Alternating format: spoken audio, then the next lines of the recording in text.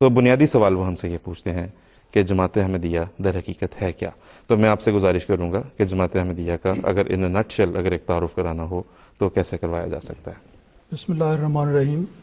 یہ جو سوال پوچھا گیا ہے یہ دراصل بہت ہی بنیادی سوال ہے اور بہت وسیع سوال ہے، لیکن میں جیسا کہا گیا ہے ایک مختصر سا تعارف آپ کی خدمت میں رکھنا چاہتا ہوں۔ سب سے پہلی بات تو ہمیں یہ معلوم ہونی چاہیے کہ احمدیت حقیقی اسلام کا نام ہے۔ حقیقی اور سچے اور اصلی اسلام کا دوسرا نام احمدیت ہے۔ ان دونوں چیزوں میں ہرگز کوئی فرق نہیں، لیکن بات یہ ہے کہ جب اس دور آخرین میں اللہ تعالیٰ نے اس جماعت کو اس غرض سے قائم فرمایا، نمبر ایک یہ اللہ تعالیٰ کی قائم کردہ جماعت ہے۔ دور آخرین میں اللہ تعالیٰ نے اس کو اس غرض سے قائم کیا کہ زمانہ گزرنے کے ساتھ اسلام کا نقشہ جو بدل گیا اس کی اصلاح کی جائے، اور حقیقی احمدیت کا اور اسلام کا حقیقی پیغام احمدیت کے ذریعے ساری دنیا میں پھیلایا جائے اور اس کو ساری دنیا میں غالب کیا جائے۔ تو اسلام کی احیاء نو کی اس عالمگیر تحریک کا نام احمدیہ ہے، جماعت احمدیہ ہے، اور احمدیت اسی کا نام ہے، اور اس کو اللہ تعالیٰ نے اس دور میں غلبہ اسلام کی خدائی تقدیر کو پورا کرنے کے ایک ذریعے کے طور پہ قائم فرمایا ہے۔ یہ تحریک بانی جماعت احمدیہ حضرت اقدس مرزا غلام احمد قادیانی علیہ الصلوۃ والسلام کے ذریعے سے قائم ہوئی۔ آپ 1835 میں قادیان میں پیدا ہوئے، اس کے بعد 1889 میں 89 میں آپ نے اللہ تعالیٰ کی اذن سے اس جماعت کی بنیاد رکھی، اسلام کا دفاع کیا، اسلام کے خلاف اعتراضات کے جوابات دیے، کتابیں لکھی، اور ہر ممکن ذریعے سے اسلام کو پیغام پہنچانے کی پوری جانفشانی سے کوشش فرمائی۔ 1908 میں جب آپ کا وصال ہوا تو اس سے پہلے آپ نے یہ بیان فرما دیا کہ مجھے اللہ تعالیٰ نے یہ خبر دی ہے کہ میرے مرنے کے ساتھ، میرے اس دنیا سے جانے کے ساتھ یہ سلسلہ ہرگز ختم نہیں ہوگا، بلکہ یہ خدائی تحریک ہے اور قائم رہنے والی تحریک ہے اور ترقی کرنے والا پیغام ہے۔ اس لیے میرے مرنے کے بعد خدا نے مجھے خبر دی ہے کہ جماعت میں علی منہاج نبوت ایک خلافت کا نظام جاری ہوگا۔ چنانچہ یہ وعدوں کے مطابق یہ نظام جاری ہوا، ایک کے بعد دوسرے خلیفہ مقرر ہوتے رہے جن کو اللہ تعالیٰ مقرر فرماتا رہا، اور آج اللہ تعالیٰ کے فضل سے جماعت احمدیہ عالمگیر کے امام سیدنا حضرت مرزا مسرور احمد صاحب خلیفۃ المسیح خامس ایدہ اللہ تعالیٰ بنصر عزیز اس عالمگیر جماعت کے روحانی سربراہ بھی ہیں اور خلیفۃ المسیح بھی ہیں، جن کو اللہ تعالیٰ نے اپنی خاص تقدیر سے مقرر فرمایا ہے۔ جماعت احمدیہ قادیان سے شروع ہوئی، گمنامی کی حالت میں اس کا آغاز ہوا، لیکن خدائی وعدوں کے مطابق یہ ترقی کرتی گئی، اور آج اللہ تعالیٰ کے فضل سے دنیا کے 195 ملکوں میں یہ جماعت قائم ہے، اور اس کی تعداد کروڑوں میں ہے جو ہر روز ترقی کرتی چلی جا رہی ہے۔ لیکن سوال یہ پیدا ہوتا ہے کہ اصل میں احمدیت ہے کیا؟ تو جیسا میں عرض کر چکا ہوں، احمدیت حقیقی اسلام کا دوسرا نام ہے،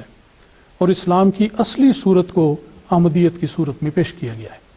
جب زمانہ گزرتا ہے تو وقت گزرنے کے ساتھ بعض اوقات چیزوں کے اوپر غبار طاری ہو جاتا ہے، کچھ ان کی حقیقت نظروں سے اوجھل ہو جاتی ہے، کچھ مسخ کر دی جاتی ہے، کچھ بھلا دی جاتی ہے۔ تو یہ وہ دور تھا جس کی ساری کیفیت ہمیں اس زمانے میں نظر آتی ہے جو دور آخرین تھا،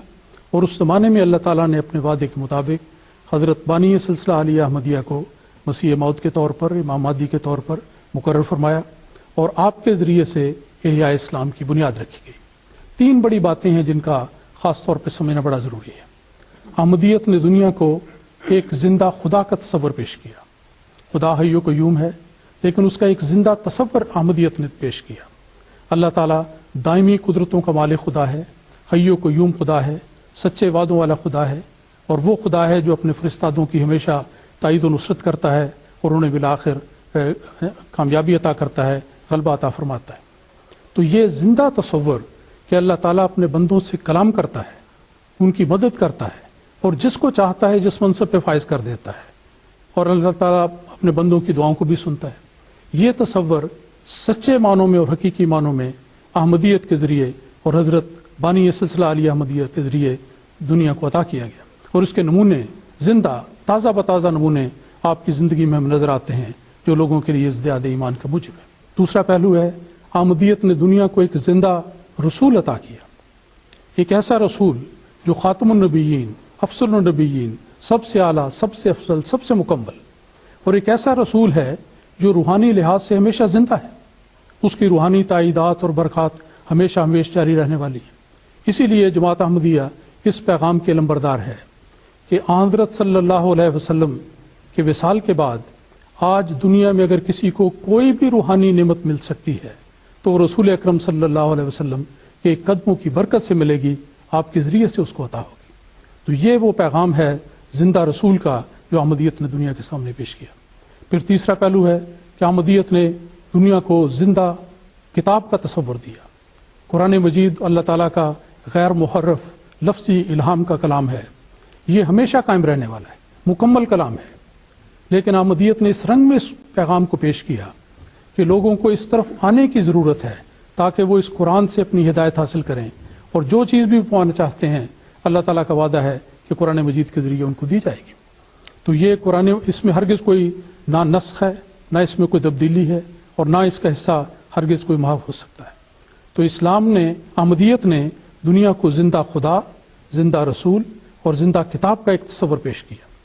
जहाँ तक जमात अहमदिया के अकायद का ताल्लुक है, ये बात भी एक लंबी तफसील है, लेकिन मुख्तसर अगर जिक्र करना हो तो ये कहा जा सकता है कि 3 बुनियादी बातें हैं जिनको अहमदियत ने बड़े नुमाया तौर पर दुनिया के सामने पेश किया। पहली बात है हज़रत ईसा अलैहिस्सलाम की हयात या वफ़ात का मसला। हमारे गैर मुसलमान, गैर अहमदी मुसलमान भाई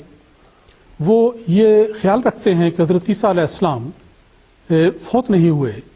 बल्कि अल्लाह ताला ने उनको फौत होने से पहले ही जिंदा आसमान पर उठा लिया और वहाँ पर वो जिंदा मौजूद हैं, और आखिरी ज़माने में वही हज़रत ईसा बिन मरियम अपने उसी जिस्म के साथ दोबारा दुनिया में आएंगे और मुसलमानों की रहनुमाई करेंगे। जबकि जमात अहमदिया का अकीदा ये है, कुरान मजीद, अहादीस, अक्ल व नकल के दलाइल के नतीजे में, कि हज़रत ईसा अलैहिस्सलाम भी बशर रसूल थे और बशरियत के तकाजे के मुताबिक आप भी अपने वक्त मुकर्रर पर उनका विसाल हुआ, इसलिए उनके दोबारा आने की सूरत नहीं होगी, बल्कि उनकी जगह कोई और शख्स आएगा। और दूसरा बुनियादी इख्तलाफी अकीदा या इख्तलाफी मसला जो जमात अहमदिया का है वो ख़त्म नबूवत के बारे में, ये एक तफसील चाहता है। खुलासा ये है कि हमारे गैर अहमदी मुसलमान भाई तो ये अकीदा रखते हैं कि रसूल पाक सल्लल्लाहु अलैहि वसल्लम के तशरीफ़ लाने के बाद तशरी और गैर तशरी हर किस्म की नबूवत का सिलसिला बंद हो गया। अब गोया नबूवत का दरवाज़ा कुल्लियतन मसदूद हो गया है, किसी किस्म का कोई नबी हरगिज़ नहीं आ सकता। लेकिन जमात अहमदिया अल्लाह ताला के फल से कुरान मजीद और अहादीस और अक्ल व नकल के नताइज दलाइल के नतीजे में इस बात पर यकीन रखती है और इसी बात को पेश करती है कि ख़त्म नबूवत का सही मफ़हूम यह है कि आइंदा के लिए रसूल अकरम सल्लल्लाहु अलैहि वसल्लम के तवस्सुत से हर रूहानी बरकत और इनाम मिल सकता है, जिसमें उम्मती नबूवत का इनाम भी शामिल है। लेकिन आपके वजूद से हटकर कोई भी इनाम नहीं मिल सकता, कोई भी खैर बरकत इंसान को नहीं मिल सकती। ये वो तसव्वुर है हकीकी सच्चा ख़त्म नबूवत का जो जमात अहमदिया ने दुनिया के सामने पेश किया। और आखिरी बात यह है कि गैर हमारे अहमदी मुसलमान भाई ये अकीदा रखते हैं कि आखिरी ज़माने में जब मुसलमानों में बिगाड़ पैदा होगा तो उनकी इस्लाह से आसमान से हज़रत ईसा अलैहिस्सलाम उतरेंगे। गोया एक वो रसूल जिनकी हम बहुत इज्जत करते हैं, जिनके बारे में अल्लाह ताला ने वजीहन फिद दुनिया वल आखिरा भी फरमाया, लेकिन उन्हें रसूलन इला बनी इसराइल भी फरमाया कि वो बनी इसराइल के रसूल हैं। वो दोस्त ये कहते हैं कि वो आएंगे और आकर उम्मत की इस्लाह करेंगे। हमारा अकीदा ये है कुरान के मुताबिक, हदीस के मुताबिक, कि जो आने वाला मुस्लिह होगा वो हज़रत सल्लल्लाहु अलैहि वसल्लम के ग़ुलामों में से ग़ुलाम होगा, आपका एक उम्मती होगा, और इसी फैज़ ख़त्म नबूवत की बरकत से अल्लाह ताला उसको इस मुकाम पर खड़ा करेगा, इमाम महदी बनाएगा, ताकि वो सारी उम्मत की इस्लाह करे और सारी दुनिया में इस्लाम के आलमगीर पैगाम को पहुँचाए। तो ये खुलासतन इस सवाल का जवाब है कि अहमदियत क्या है और अहमद के इम्तियाज़ी अकायद क्या है।